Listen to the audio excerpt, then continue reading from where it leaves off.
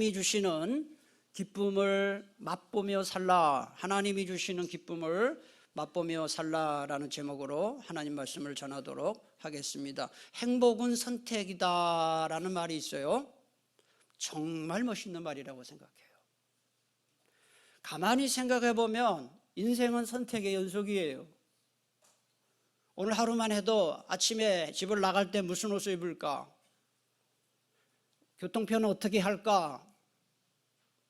점심 메뉴를 무엇을 먹을까? 끊임없이 선택을 하죠. 예? 그래서 인생은 선택의 연속이기 때문에 무엇을 선택하며 사느냐에 따라서 행복할 수도 있고 불행할 수도 있습니다. 기쁨도 마찬가지라고 생각합니다. 기쁨을 선택하며 사는 사람은 행복할 수 있지만 불평을 선택하며 사는 사람, 원망을 선택하며 사는 사람은 어두운 인생을 살 수밖에 없어요. 가만히 보면 늘 감사하고 기뻐하는 사람이 감사하고 기뻐하고, 불평하고 원망하는 사람이 늘 불평하고 원망해요. 다 습관이에요. 이번 주제가 기쁨의 근원 예수 그리스도인 만큼 새해에는 여러분의 입에서 불평과 원망보다는 감사가 많이 나오게 될 수 있게 되기를 축복합니다. 죄송합니다. 따라합시다. 감사합니다. 하나님께도 늘 감사하고 다른 사람들에게도 감사하고, 그게 기뻐하는 거잖아요. 팀 한셀이라는 분이 이런 말을 했습니다. 고통은 피할 수 없지만 불행은 선택적이다. 이게 무슨 얘기죠? 고통이 오는 건 어떻게 막을 수가 없어요. 하지만 그렇게 무조건 불행한 건 아니라는 거예요. 상황이 어찌하든지 당신은 여전히 기뻐하기로 작정할 수 있다. 그러면 하나님께서 당신이 알지 못했던 힘을 주실 것이다. 그리스도인의 삶에서 일어나는 모든 것에는 이유가 있다. 하나님을 믿는 사람에게 닥치는 모든 사건에 대해 하나님은 뭔가 목적을 갖고 계신다 그랬어요.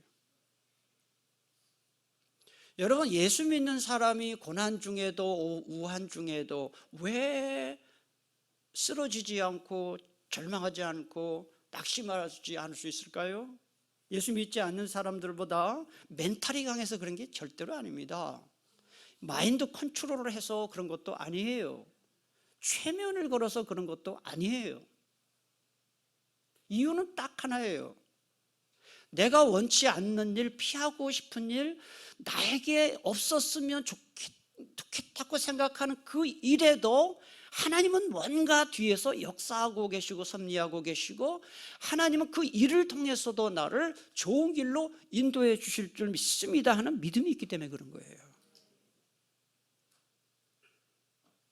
그런 믿음만 있다면 정말 무슨 고난이 와도 우환이 와도요 이길 수 있어요. 왜요? 하나님이 다 이 집 섭리하시니까. 건강의 3대 비결이 있다 그래요. 3쾌라는 비결입니다. 쾌식, 쾌변, 쾌면. 3쾌예요. 쾌식, 잘 먹는 겁니다. 쾌변, 잘 배설하는 겁니다.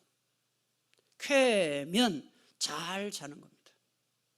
가만히 생각해 보니까 맞는 말이에요. 이 세 가지 중에 하나만 제대로 안 돼도 건강 잃어버려요. 잘 못 먹는다고 생각해 보세요. 건강 잃어버려요.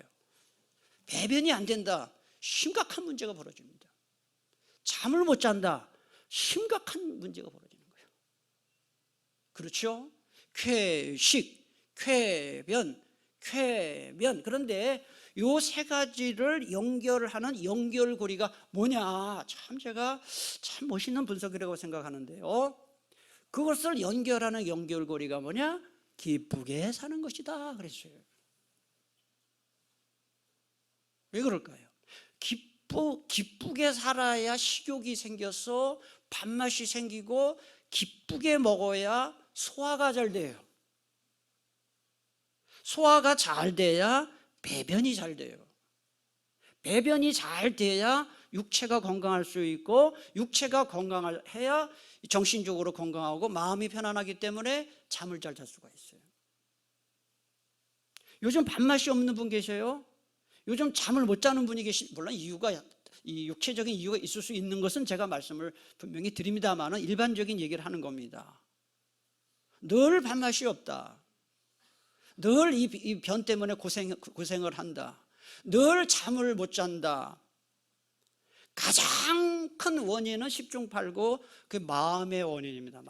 마음이 편치 않아서 그래요. 여러분, 기분 나쁠 때 밥을 먹으면요 체합니다. 기분 나쁠 때뿐만 아니라 밥맛 없는 사람하고 밥 먹어도 밥 체합니다.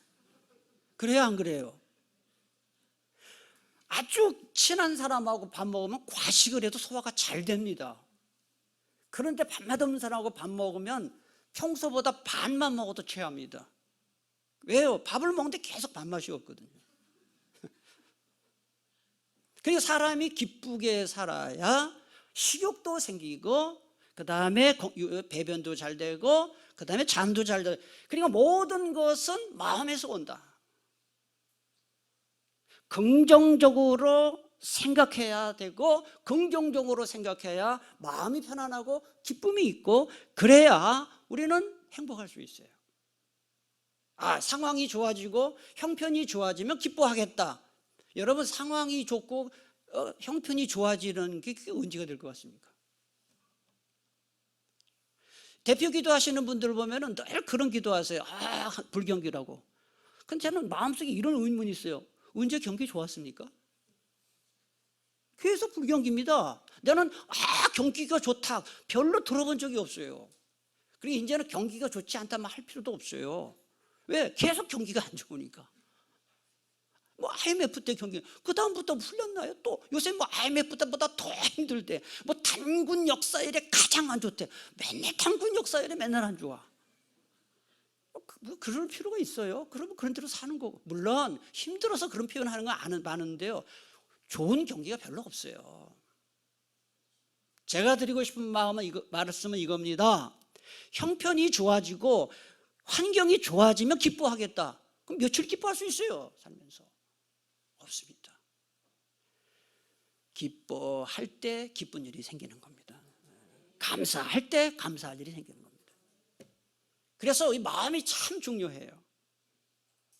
따라합시다. 잘 될 줄 믿습니다. 도와줄 줄 믿습니다. 아멘이십니까? 마음속에 늘 그렇게 생각하세요. 하나님, 잘 될 줄 믿습니다. 도와주실 줄 믿습니다. 아무리 힘들어도. 그러면 마음에 소망이 생겨요. 힘든 때일수록 하나님이 어떻게 해주시겠지, 그런 믿음이 필요해요.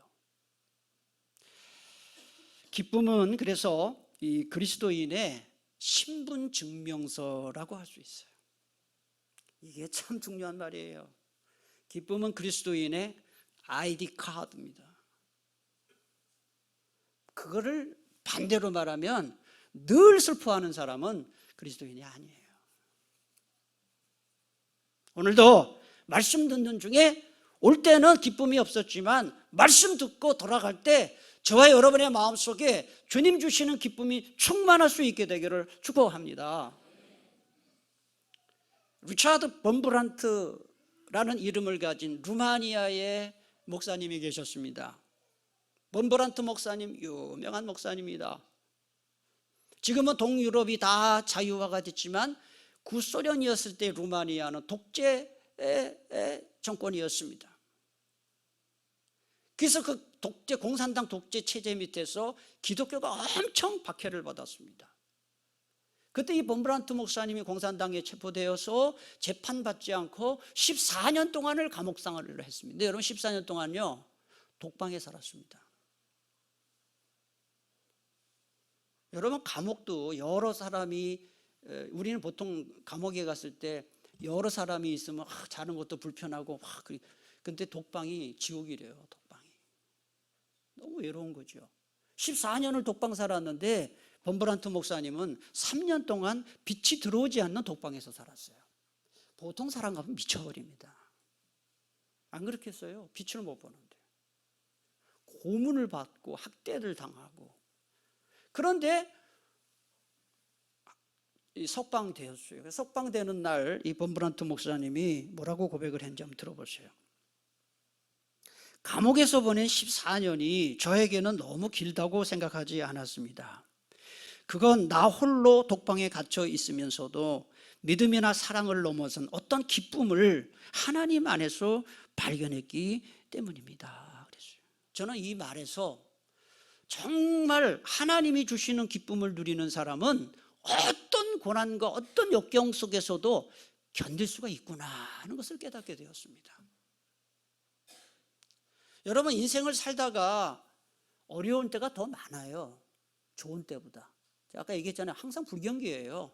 인생도 불경기가 계속돼요. 어쩌다 한번 좋은 일이 있어요. 저도 이렇게 가만히 생각해보면 교회 목회하는 거는 뭐 항상 그래도 제가 기쁘고 보람있게 하는데요, 가만히 생각해보면 기쁜 일이 많은가 괴로운 일이 많은가 생각해보면 사실은 고민스러운 일이 훨씬 많아요. 어쩌다 한번 그냥 막 웃을 수 있는 일이 생기는 거예요. 그게 인생이 원래 그래요. 그런데 이 범브란트 목사님처럼 주님이 주시는 기쁨을 마음에 품고 있으면 그 어떤 슬픔과 어떤 어려움도 이길 수가 있다 이 말이죠.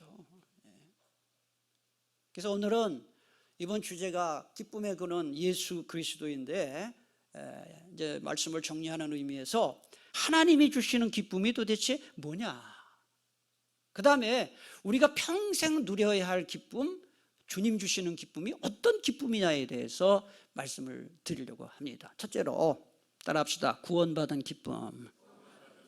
본문을 다시 보시면은 누가복음 10장 20절을 다시 한번 보시면은 중간에 보세요. 너희 이름이 하늘에 기록된 것으로 기뻐하라 그랬어요. 이 기뻐하란 말에 잘 줄쳐놓으시고요. 동그라미를. 우리의 이름이, 내 이름이 하늘에 기록됐다는 것은 생명책에 기록됐다는 거예요. 그 구원받았다는 거예요.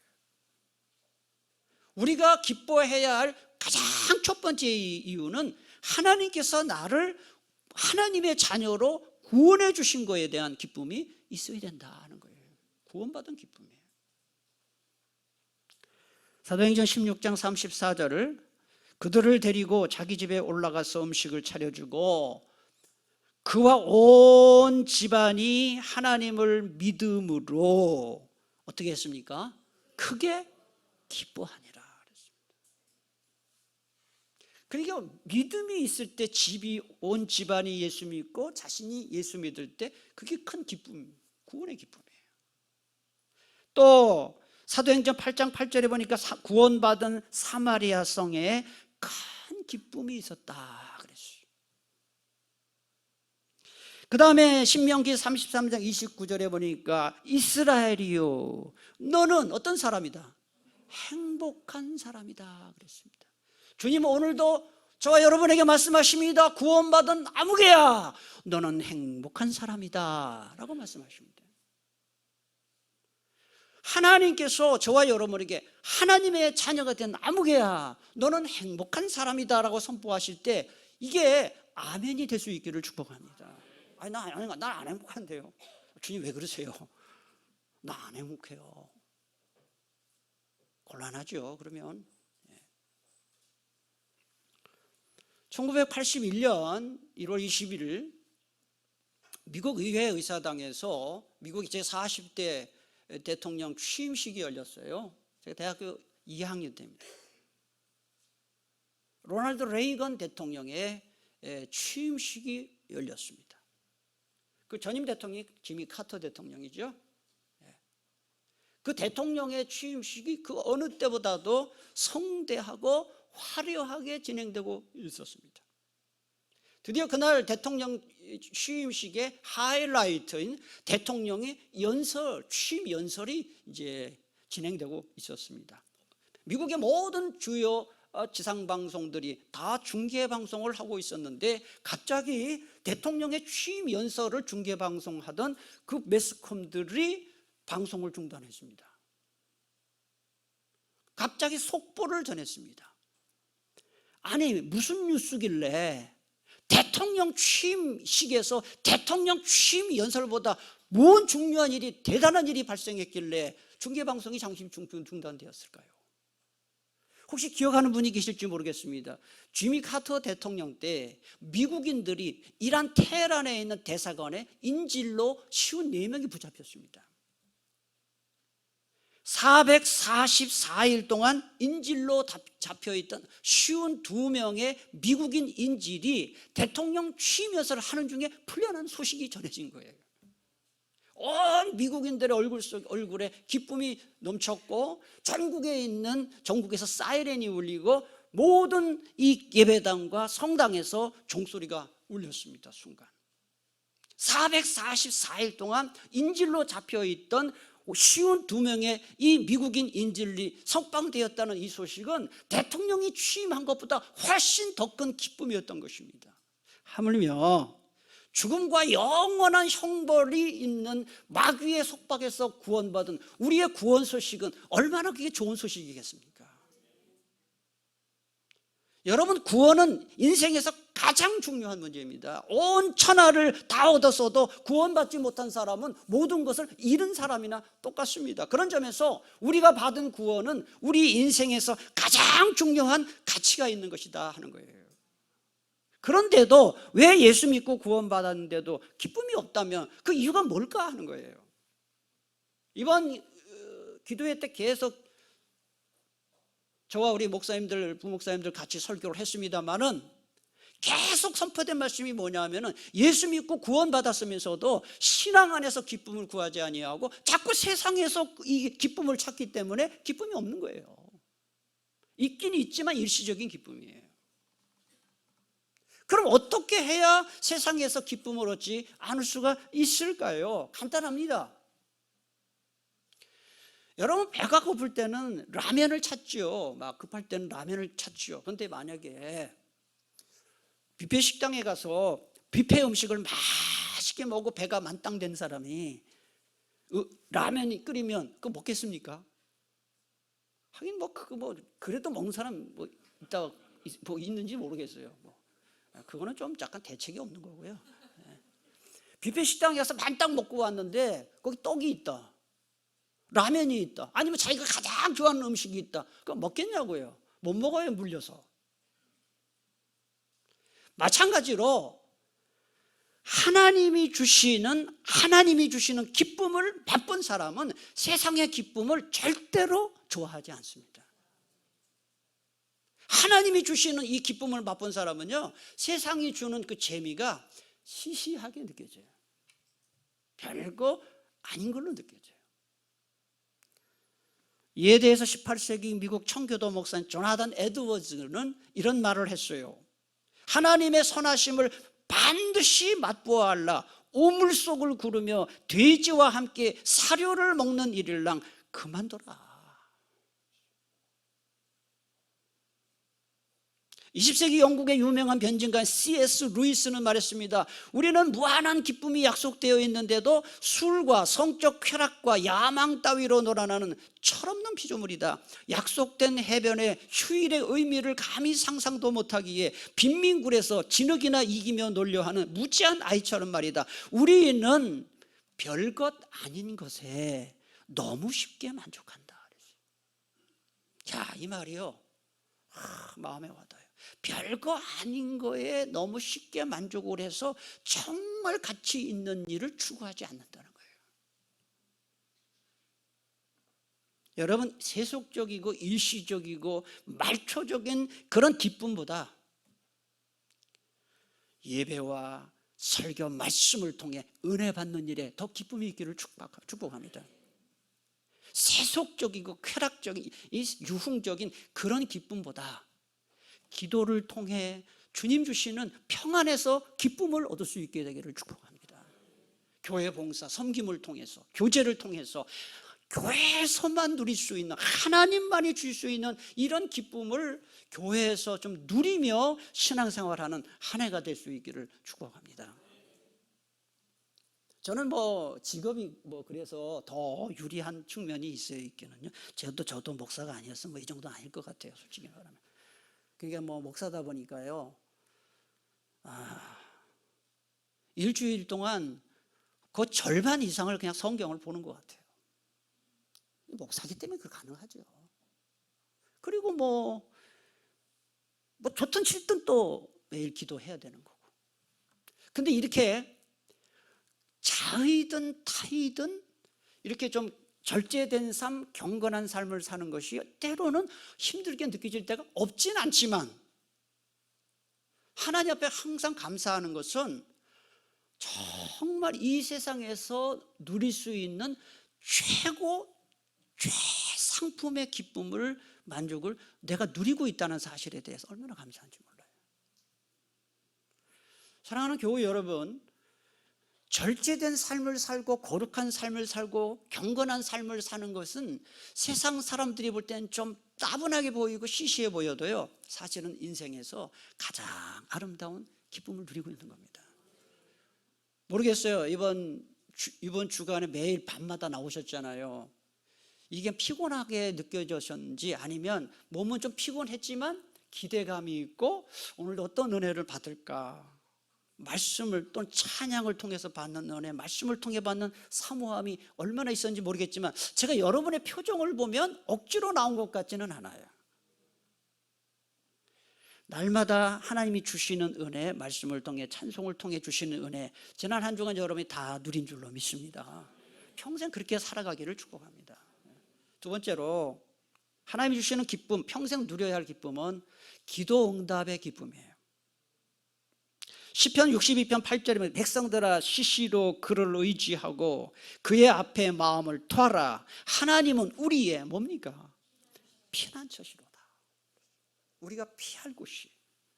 그 다음에 요 성경 구절은 한번 여러분 찾아서 좀 표시를 했으면 좋겠습니다. 요한복음 16장 24절 찾으시기 바랍니다.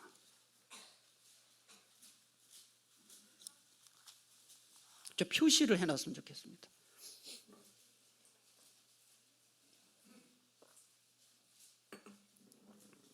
요한복음 16장 24절 다 같이 봉독합니다. 지금까지는 너희가 내 이름으로 아무것도 구하지 아니하였으나 구하라 그리하면 받으리니 너희 기쁨이 충만하리라. 아멘. 구하라는 건 뭐 하라는 거예요? 기도해라. 기도하면 어떻게 한다고요? 받으리니. 응답. 기도하면 응답해 줄 테니. 그러면 뭐가 충만하다고요? 거기다 기쁨 충만에다 잘 표시를 해놓으셔요. 야, 성경에 보면요 비결이 다 나와요. 기도하면 응답받고 기쁨 충만하다. 어떻게 다 정확하게 얘기할 수 있어요?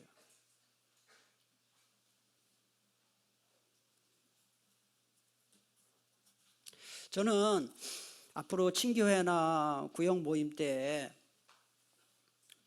제가 이런 기도를 했거든요. 그런데 하나님이 이렇게 응답해 주셨어요. 너무 감사해요. 이런 기도 응답을 좀 나누는 분위기가 우리 교회 됐으면 좋겠어요. 기도 응답을 나누는 분위기. 사람들이 기도하지 않는 이유가 뭘까요? 여러분들 한번 가만히 생각해 보세요.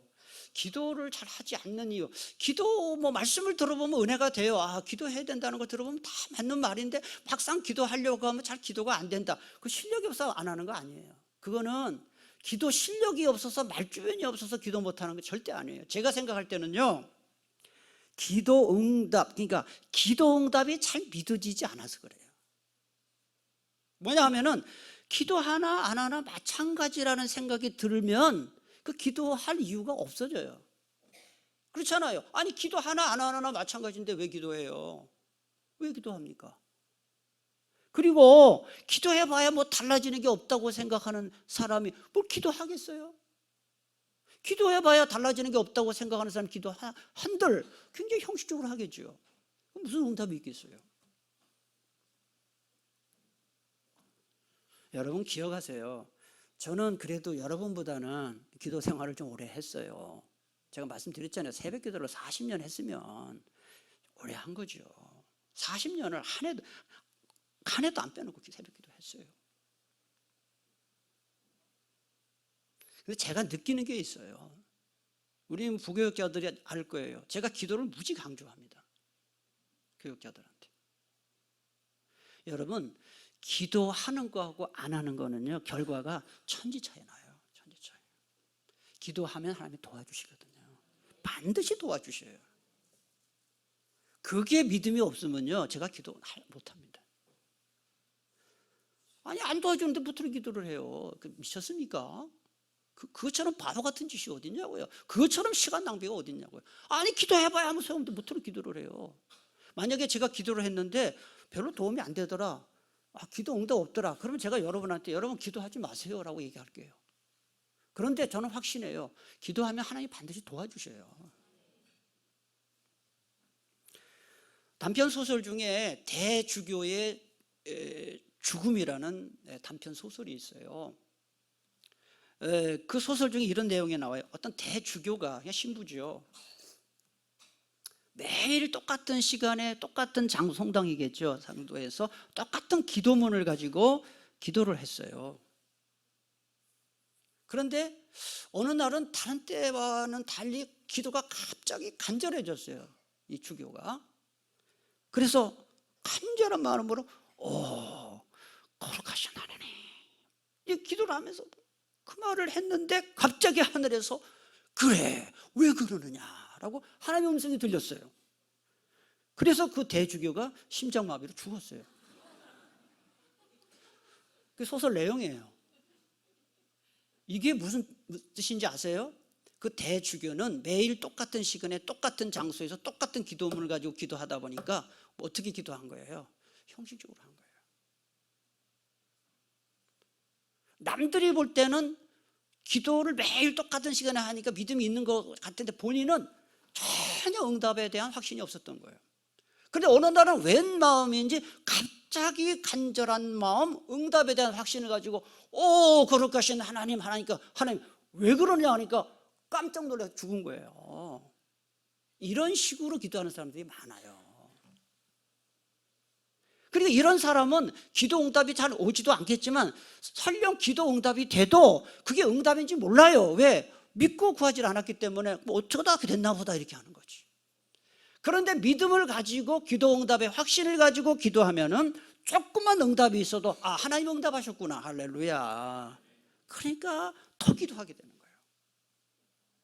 그래서 이 중보기도부들이, 중보기도 우리 교회 안에 있잖아요. 중보기도 하시는 분들은 대박이에요. 왜? 다른 사람을 위해서 기도하다 보니까 그분들 응답받는 걸 자꾸 듣잖아요. 그러니까 나 혼자 기도하면 응답받는 게 몇 개나 있겠어요. 그런데 다른 사람 응답받는 거를 자꾸 들으면서 기도하면 되는구나.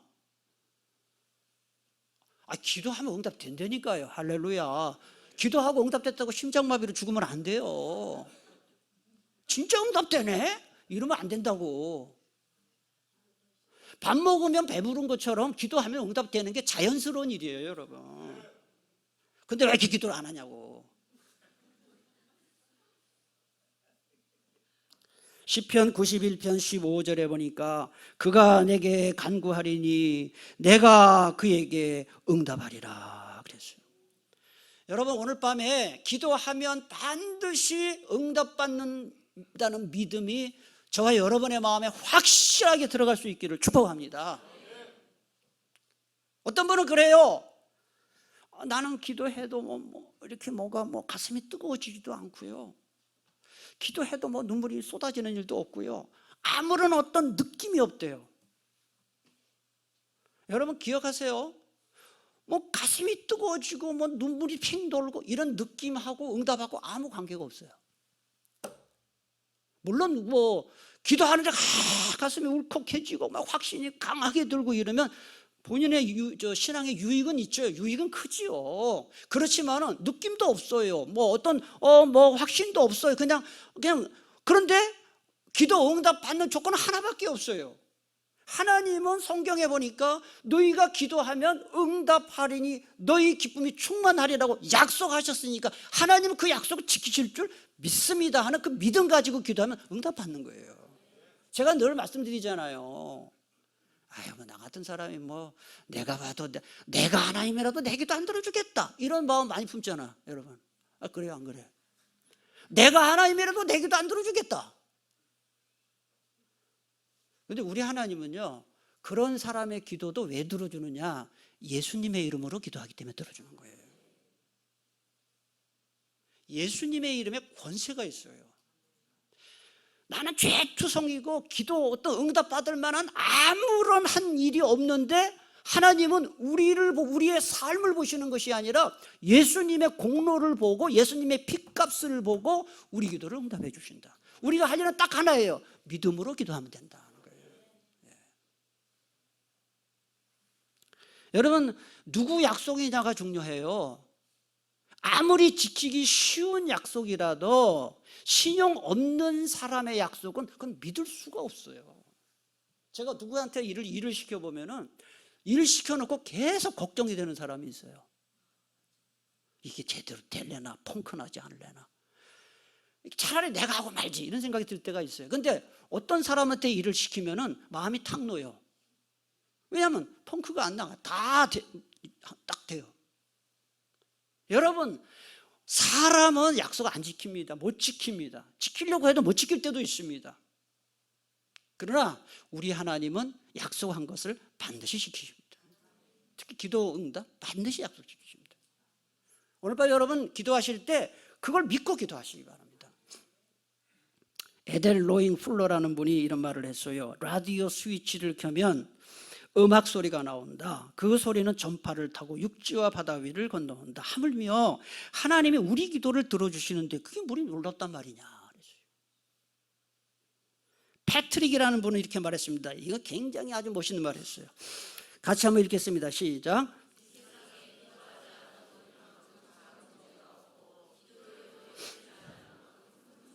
이야, 이 멋있는 말 아닙니까 이거?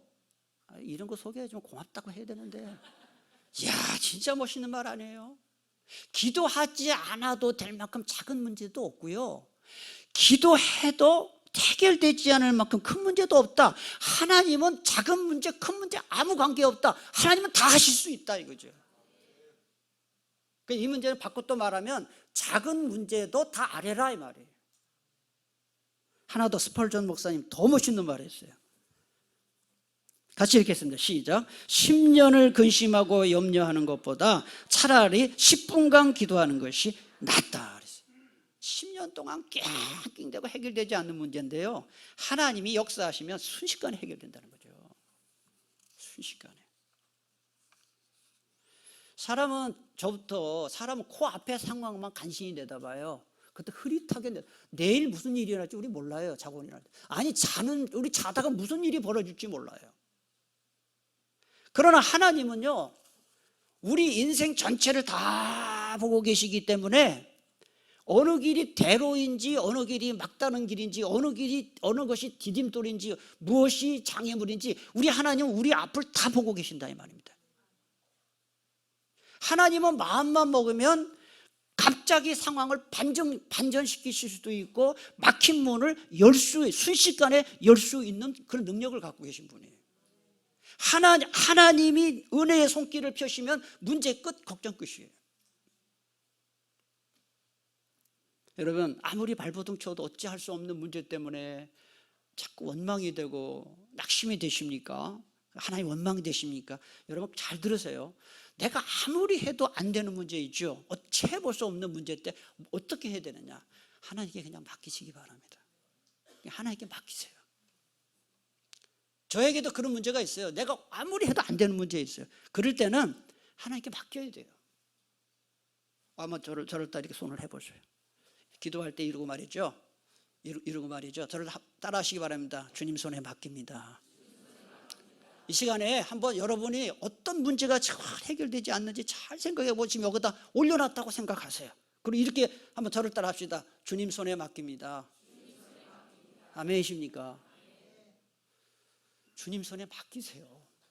아무리 해도 노력해도 아무리 해도 안 되는 문제 있어요. 그냥 주님 손에 맡기세요. 그거는 결과도 맡기라는 거예요. 어떤 결과가 나오든지 그냥 주님께 맡기라는 거예요. 마지막으로 하나님이 우리에게 주시는 은혜는 말씀의 은혜 받고 순종하는 기쁨입니다. 말씀의 은혜 받고 순종하는 기쁨. 성경책 원래 찾으려고 했는데 시간이 없어서 예레미야 15장 16절 내가 주의 말씀을 얻어먹었사오니, 그 다음 시작. 주의 말씀은 내게 기쁨과 내 마음의 즐거움이요. 말씀은 내게 기쁨과 내 마음의 즐거움입니다. 이런 고백이 여러분의 입에서 나올 수 있기를 바랍니다. 주의 말씀은 수면제입니다. 이러면 안 돼요. 시편 19편 8절 여호와의 교훈 하나님의 말씀은 정직하여 마음을 어떻게 한다 그랬습니까? 기쁘게 하고 그랬어요. 시편 119편 111절 162절 주의 증거들 말씀으로 인해서 내가 영원히 나의 기업을 삼았사오니 이는 내 마음의 즐거움이 됨이니이다. 나는 주의 말씀을 즐거워합니다. 그랬어요. 뭐 여러분 중에 그런 분 안겠지만 술 담배 못 끊는 분도 계셔요. 교회 나오면서도 술 담배 잘 못 끊는 분들.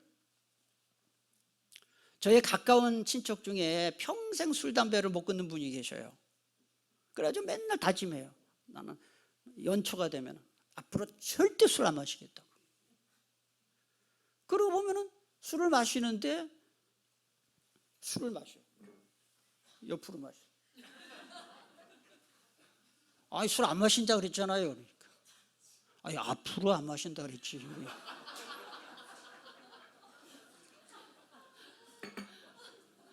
그러지고 난 뭐야 몰랐어요. 근데 막 옆으로 막 우리 외삼촌이 그랬어요. 야, 내가 조카잖아요. 내가 앞으로 안 먹는다 그랬지. 술 담배 끊기 어렵죠. 근데요, 우리 교회에 나오시는 분들 중에 보면은 교회 나오고 몇 달 만에 딱 끊는 분들 몇 분 봤어요. 물어봤어요. 아, 술 담배 끊기 어렵다고 그러는데 어떻게 끊었어요? 그러니까 뭐라 했는지 알아요? 나도 몰라요. 그래요. 근데 가만히 들어보면 이분이 하는 말이 있어요. 교회 와서 말씀의 은혜 받고 보니까요, 담배 맛이 역겹더라는 거예요. 말씀의 은혜 받고 예배 시간에 은혜 받고 나니까 술 맛도 다 떨어졌대요. 야, 내가 깨달은 게 있어요. 말씀의 은혜 받으면은 끊어지는구나. 여러분 끊지 못하는 거 있잖아요. 끊어야 되는데. 그 많아요, 그런 거. 말 안 해도 많이 있다고 다들. 끊어야 되는데 못 끊는 거. 그 끊는 비결은 딱 끊어야 되는데 이게 안 돼요. 말씀의 은혜 받으면 다 끊어지게 돼 있어요. 말씀의 은혜 받으셔야 돼요. 말씀의 은혜 받은 다음에 할 일은 뭐냐? 순종해야 돼요. 제가 분명히 말씀드립니다. 저처럼 모태신 자들, 저처럼 어렸을 때부터 신앙생활 하신 분들은요, 대단히 죄송한데요, 말씀 순종이 별로 없어요. 그냥 타성에 젖어 신앙생활해요. 그런 믿음 절대로 안 자라요. 나는 왜 신앙생활을 이렇게 오래 했는데 믿음이 안 자라지? 그건 자기가 지금 몰라서 그러는 것 같은데 알고 보면요, 말씀에 순종을 안 해요. 그냥 다 머리로만 믿는 거예요. 그럼 절대 믿음 안 자라요. 성경 주석가 매튜 헨리가 말했습니다. 거룩한 기쁨은 순종이라는 바퀴의 기름이 된다. 순종이라는 바퀴가 잘 굴러가려면 거룩한 기쁨이 없는 그리스도인들에게는 순종이 형벌처럼 무겁게 느껴져요. 그렇지만 거룩한 기쁨이 있으면 순종이 기쁨이 되는 거예요. 그러면서 믿음이 자라고 삶의 기쁨이 생기는 거예요. 자, 오늘 성경 마지막으로 하나만 보고 이제 정리하겠습니다. 요한복음 한번 찾으세요. 요한복음 13장 17절. 이거는 좀 표시를 해 놓으세요.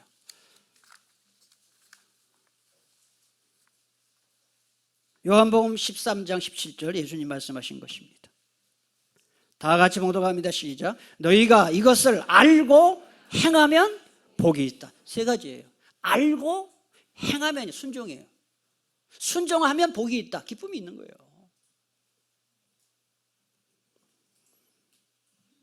여러분, 하나님이 만드신 세상을 보세요. 다 자유롭게 움직이는 것 같지만은요, 자유에는 한계가 있어요. 하나님이 만드신 세상에는 하나님이 딱 한계를 정해준 안에서 자유가 있어요. 하늘을 나는 새를 보세요. 하늘을 날아다니는 이 참새가 하늘을 날다 보니까 왜 나는 이렇게 조그만 날개를 펴고 이렇게 힘들게 날아다녀야 되지? 저기 땅에 이렇게 걸어다니는 염소나 양이나 개처럼 그러고 다니면 좀 편안하겠다. 그랬어요.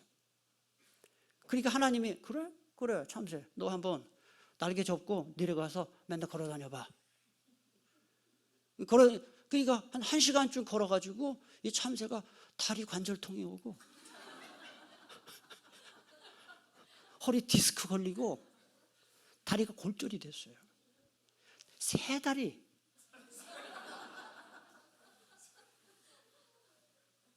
새는 하늘을 날기 쉽도록 하나님이 뼈를 골다공증 환자예요. 다 새는 다 골다공증 환자예요. 그래 날 수 있잖아요. 그러니까 하늘을 날기 좋도록 그렇게 했는데 이 참새가 난 걸어다니고 싶다고 하니까 관절통 오고 디스크 걸리고 다리 골절이 오고 그래서 하나님 다시 하늘로 날게요. 자유는 하나님이 정해주신 안에서 자유. 우리의 진정한 자유와 기쁨은 말씀대로 살 때 온다는 거예요.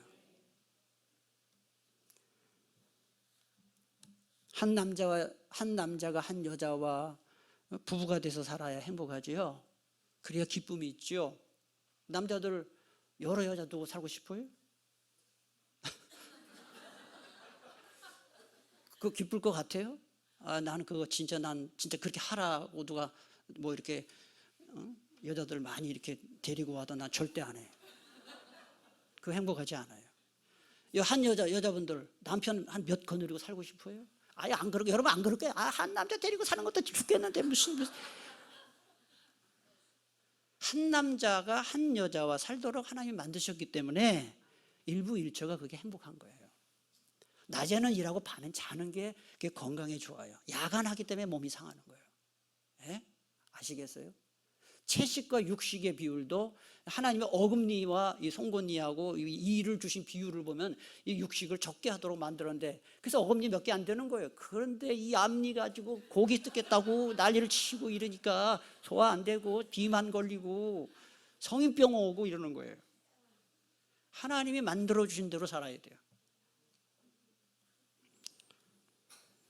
여러분 다시 한번 말씀 정리합니다. 우리가 이 기쁨은요 선택이에요. 선택. 그러니까 나는 뭐 형편이 좋아지면 해야 되겠다. 죽을 때까지 기쁠 일 없어요.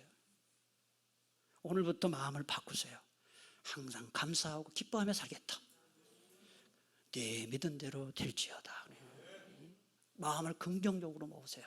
잘 될 줄 믿습니다. 도와주실 줄 믿습니다. 그런 마음을 먹고 사세요. 그리고 구원받은 기쁨을 가지고 살아요. 세상에 가장 최고의 기쁨, 제가 3대 감사 했잖아요. 구원의 은혜 감사, 범사의 감사, 선불 감사, 감사하며 사셔야 돼요. 두 번째, 기도 응답. 하나 안 하나 뭐 달라지겠나. 맨날 그러고 사시려면 그러고 사셔요. 기도하면 확실히 달라요. 제가 해봐서 알아요. 저는 앞으로도 기도할 거예요. 기도 안 하면 안 도와주셔요. 하나님 뭐가 하셔서 도와줘요? 기도하는 만큼 도와주신다. 응답을 믿고 기도하십시오.